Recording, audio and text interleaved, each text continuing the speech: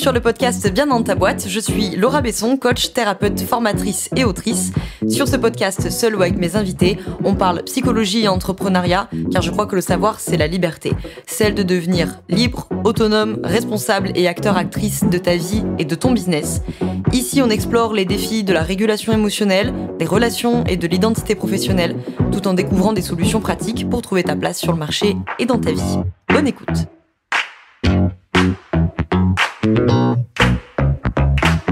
Bonjour à toi, bienvenue dans ce nouvel épisode du podcast Bien dans ta boîte. Aujourd'hui, je te retrouve avec un épisode du format debug, donc le format court de Bien dans ta boîte, pour sauter une épine du pied ou pour nourrir une réflexion. Aujourd'hui, on va être plutôt dans le premier cas de figure, pour sauter une épine du pied. Comme tu l'as vu dans le titre, on va parler de conflit, on va plutôt particulièrement parler de la fuite de conflits et pourquoi est-ce que c'est épuisant de fuir les conflits, qu'est-ce qu'on peut faire à la place et vraiment dans cette idée de pouvoir se libérer ou en tout cas cheminer vers le fait de se libérer de ce mécanisme invisible mais épuisant, comme on l'a dit dans le titre, qui est le fait de vouloir fuir les conflits tout le temps, d'éviter les conflits tout le temps. Donc, quand on est dans la thématique, si tu te reconnais, d'un sentiment d'épuisement chronique, parce que c'est vraiment extrêmement énergivore d'être dans la fuite de conflits comme ça tout le temps, une espèce de tension latente dans les relations, tu peux te retrouver dans le fait de fuir directement, évidemment, les moments de communication qui sont un peu plus challengeants, on va dire ça comme ça. Tu peux te reconnaître dans le fait d'un sentiment de rancœur, de rancune. Alors des fois, c'est pas aussi fort que ça peut être aussi fort que ça, et puis des fois, c'est un sentiment d'endettement, c'est-à-dire un sentiment que on a un peu quelque chose en travers, quelque chose qui est resté coincé, on en a plein le dos, on a plein d'expressions comme ça pour traduire aussi ce que le corps subit dans ce genre de situation, qui vient du fait que on a un peu rongé son frein et on n'a pas dit tout ce qu'on voulait dire, ou que ça fait un moment qu'on prend sur soi, qu'on fait le dos rond, et au bout d'un moment, ça commence un petit peu à tirer. Voilà, donc si tu te retrouves un peu dans ce que je viens de dire là, je regarde mes notes en même temps, la question de la suradaptation aussi, si t'as la sensation de te suradapter tout le temps, les positions de sauveur évidemment, et de sauveuse parmi vous, vous allez probablement beaucoup vous reconnaître dans ces manifestations-là.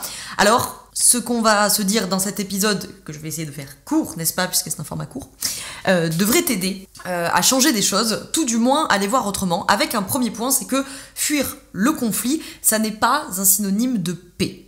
Parce que souvent, évidemment, quand on fuit le conflit, on le fuit, on l'évite en se disant qu'on achète la paix ou qu'on maintient une forme de paix ou d'entente superficielle, mais que c'est toujours mieux que d'aller au conflit.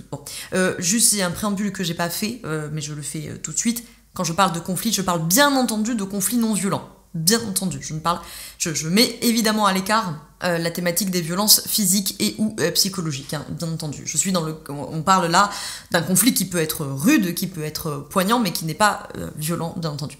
Donc, le fait de fuir le conflit, ça n'est pas synonyme de paix. Ça, c'est le premier point. C'est que souvent, du coup, on va confondre le fait d'éviter le conflit, de le fuir, avec préserver la paix dans le couple, dans l'entreprise, avec le client, dans la famille, avec vos enfants, vos parents, que sais-je. Mais en réalité, la fuite du conflit, c'est un maintien du conflit en mute, en mode silencieux. C'est vraiment comme si vous mettiez votre téléphone en mode avion en vous disant du coup je serai plus sollicité. Non, c'est juste un mode silencieux. En fait, à la seconde où tu vas enlever le mode avion, tu vas te prendre toutes les notifications qui sont tombées pendant ce temps-là. Okay, donc d'un point de vue systémique, si on reste vraiment dans cette logique systémique, le conflit qui n'est pas exprimé, il ne va pas disparaître, bien entendu, il va pas disparaître du système, il va se déplacer dans le système. Donc en fait, il va venir se mettre ailleurs dans le système. Concrètement, on va prendre le système couple, okay, mais ça marche pour le système famille, ça marche pour le système entreprise, peu importe. Okay, on est dans le système couple, et puis au lieu d'avoir des conflits, et j'avais déjà fait des épisodes là-dessus sur le bon côté du conflit, encore une fois, tant qu'il est non violent, bien entendu, et donc il y en a un des deux, ou les deux, qui va fuir le conflit, okay, parce qu'il veut préserver la paix, etc., mais comme on a dit, le conflit il se maintient en mode silencieux. Donc en fait, ce qui va se passer, c'est que le conflit, au lieu d'avoir lieu entre nos deux conjoints et conjointes, il va se déplacer à l'intérieur de ce système couple, par exemple dans le corps. de la personne qui fuit le conflit. Donc vous allez avoir de la fatigue, vous allez avoir de l'épuisement chronique, vous allez avoir des douleurs aussi, physiques, psychologiques, etc. Il va se déplacer dans le langage non-verbal, par exemple. On va commencer à faire des mimiques de visage qui traduisent du mépris, qui traduisent du désaccord, qui traduisent de la rancœur. On peut le voir aussi se déplacer dans du langage indirect, qui n'est pas vraiment du non-verbal, mais qui est dans le verbal, mais qui est indirect. On va commencer à faire des sous-entendus, on va commencer à être un peu passif-agressif, voilà, on va faire passer le message, mais pas de manière directe, ok. Ou alors ça va se déplacer dans la relation elle-même, c'est-à-dire de l'éloignement, de la froideur, de la distance, et puis une forme de rupture silencieuse et de rupture sur le long terme, en fait, si je pourrais dire ça comme ça. Donc là, en fait, il faut vraiment avoir la citation en tête d'un grand maître de la systémique, de Paul Václavic: on ne peut pas ne pas communiquer. Donc en fait, vous ne pouvez pas fuir le conflit dans la communication parce que vous ne pouvez pas ne pas communiquer. En fait, quand vous ne dites rien, vous communiquez quand même. D'accord ? Souvent malgré soi, mais le fait de ne rien dire n'inclut pas qu'il n'y a pas de communication, parce que le fait de ne rien dire, c'est déjà une communication. Alors, c'est pas une communication saine et fonctionnelle, on est d'accord, mais c'est une communication. Ça dit quelque chose de la froideur, ça dit quelque chose de la rancœur, ça dit quelque chose de la distance, ça dit quelque chose de la rupture silencieuse. Ça peut aussi, dans certains cas, être, j'en ai déjà parlé plein de fois, rentrer dans le cadre de ce qu'on appelle une violence passive, parce que quand je prive l'autre volontairement d'accès à mes données, j'insiste sur volontairement, c'est une violence passive. Ok, donc déjà, le premier point que je voulais dire dans cet épisode, c'est que fuir le conflit n'est pas synonyme de paix. Deuxième point à aborder dans cet épisode, c'est pourquoi est-ce que c'est épuisant d'être dans la fuite de conflit, dans l'évitement de conflit tout le temps, puisque vous allez rester du coup dans une hypervigilance constante. Puisqu'évidemment, pour qu'il n'y ait pas de conflit, vous allez devoir commencer à anticiper les discussions, les situations, les réactions de l'autre, vous allez devoir surveiller, vous allez devoir réguler l'ambiance en faisant le dos rond, en prenant sur vous, etc. etc. Vous allez constamment garder un œil sur l'autre, en fait, de ce qu'il pourrait dire, faire, pas faire. Bref, c'est vraiment un coup attentionnel permanent, et cet état d'hypervigilance, bien entendu, il est extrêmement énergivore et donc vraiment très très épuisant, puisque toute l'énergie psychique, elle va être mobilisée, ou en tout cas une grande partie de l'énergie psychique va être mobilisée non pas pour résoudre le conflit, la divergence, le désaccord, mais pour contenir le conflit ou le désaccord. Donc, contenir ce conflit, ce désaccord, sans jamais exprimer ce conflit, ce désaccord, c'est comme maintenir un couvercle de force sur une cocotte minute sous laquelle on a tourné le gaz à fond, en fait. C'est que tu peux tenir le couvercle jusqu'au moment où il y aura explosion ou implosion. Et d'ailleurs, cette métaphore qui est une psy qui me l'avait donnée, je la trouvais très bien, dans cette idée de, en fait, ta cocotte, ça bout, tu peux maintenir un couvercle, ça demande beaucoup d'efforts, mais tu peux le maintenir. Par contre, à la seconde où il va y avoir quelque chose qui tourne le gaz à fond sous la cocotte, un déclencheur, la dispute de trop, la fatigue de trop, le gamin qui est malade, la nounou qui est pas dispo, j'en sais rien. Là, ça va tourner le gaz à fond et là, tu pourras plus contenir le couvercle. Sauf que au lieu qu'il jaillisse de la cocotte 3 cm d'eau, il va jaillir de la cocotte 3 litres d'eau. Et donc, ça va être beaucoup plus envahissant.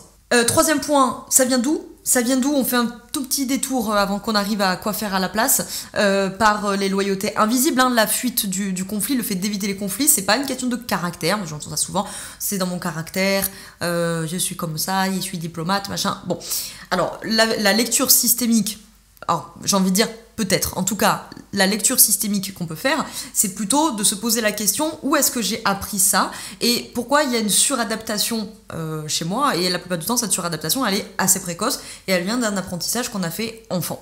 Donc, exemple, si tu as grandi dans un environnement familial où le conflit était dangereux, parce que conflit amenait forcément des cris, des humiliations ou de la violence, parce que c'est aussi des formes de violence.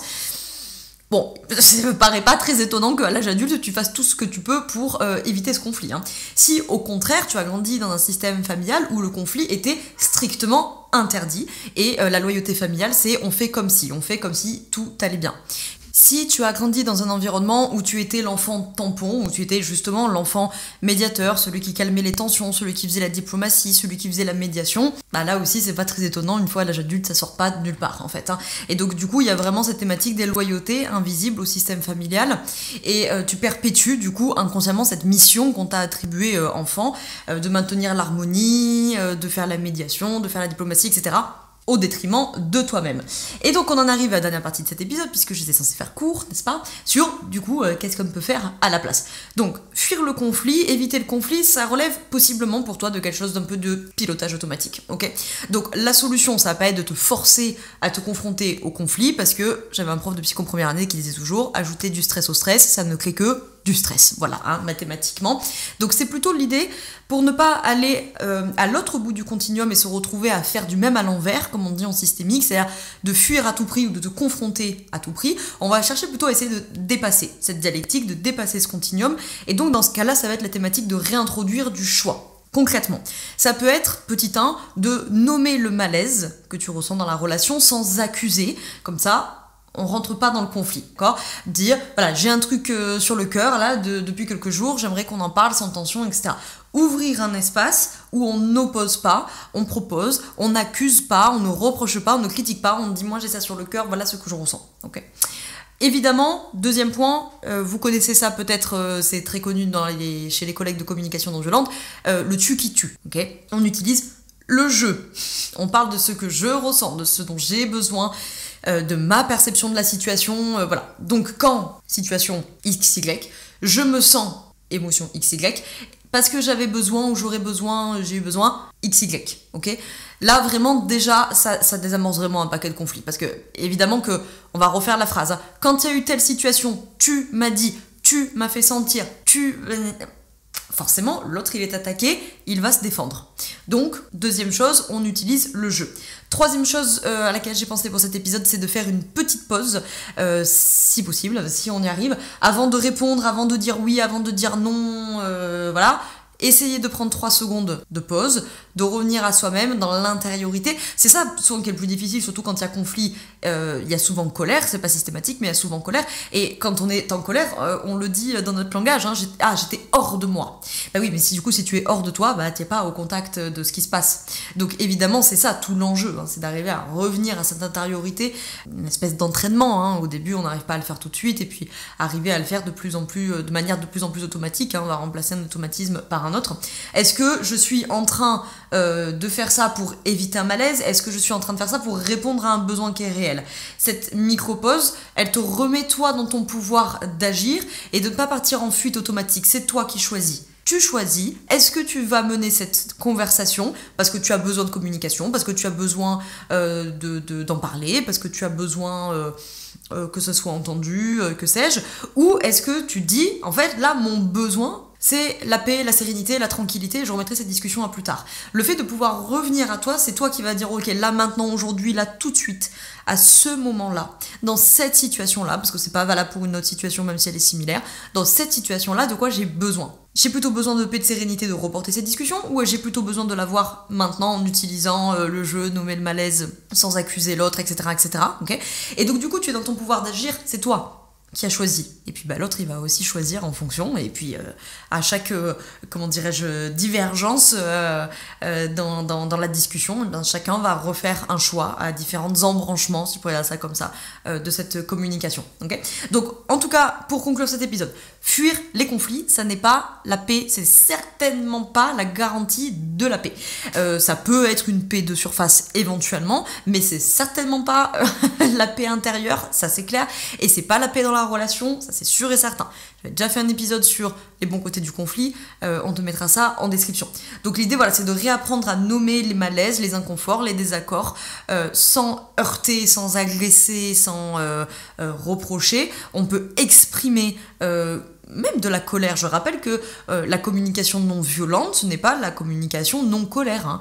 On a le droit d'être en colère. On ne se met pas dans une situation de violence. Donc on peut exprimer sans exploser, on peut confronter l'autre sans le blesser, sans l'attaquer. Okay ?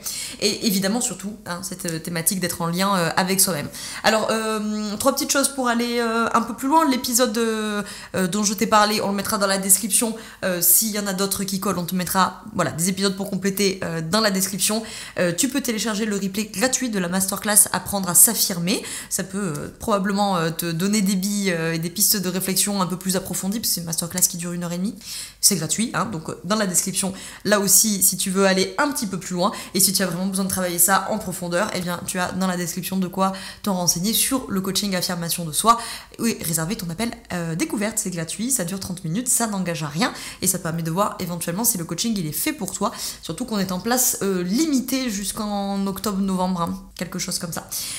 Puis voilà, moi je crois que je t'ai tout dit pour cet épisode qui n'était pas si court que ça aujourd'hui, donc je vais pas traîner dans la conclusion. Je te remercie de l'avoir écouté et je te dis à la semaine prochaine. Ciao.